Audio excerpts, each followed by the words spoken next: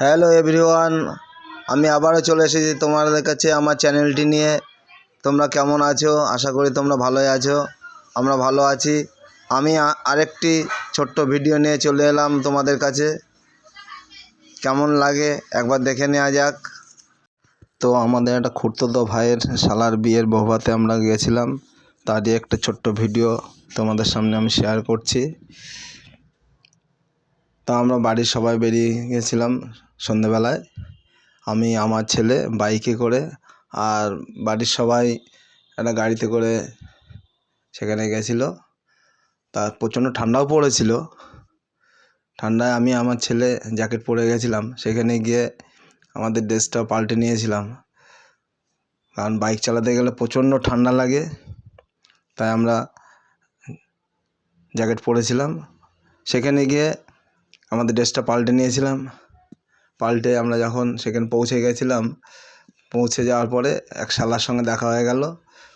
তারা খুব আনন্দ পেয়েছে আমরা যাওয়ার পরে। সেখানে যাওয়ার পরে সবার সঙ্গে দেখা করলাম। আমার যে খুড়তুতো ভাইয়ের শালা বিয়ে হয়েছে, তার বৌভাত আপনারা দেখতে পাচ্ছেন। এদিকে আমাদের বৌমা, তার দিদি এবং তার জামাইবাবু, তারাও খুব ব্যস্ত হয়েছিল, কারণ যেহেতু তার ভাইয়ের বৌভাত, যেহেতু আত্মীয় স্বজন আসছে, তারাও বিভিন্ন কাজে ব্যস্ত ছিল।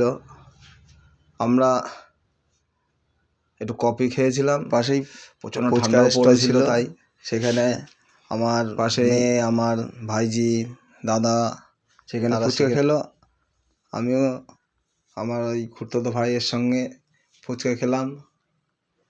আমার যে ভিডিও ক্যামেরা করছিল, যে ভাইপো, তাকে আমি বললাম যে তুমি একটু ঘুরে ঘুরে একটু ভিডিও ক্যামেরাটা করো।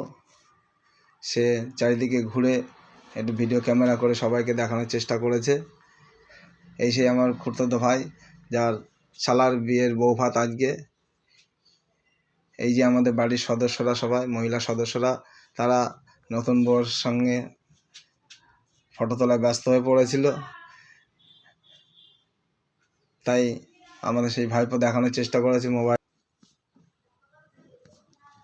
দেখতেই পাচ্ছ তোমরা, আমাদের বাড়ির সব সদস্যরা বেশ এক জায়গায় হয়ে আনন্দের মধ্যেই আছে।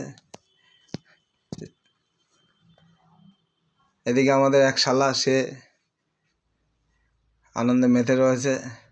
তার দাদার বিয়ের বৌভাত আজকে। সে তার বন্ধুদের সামনে একটু নাচ করছে।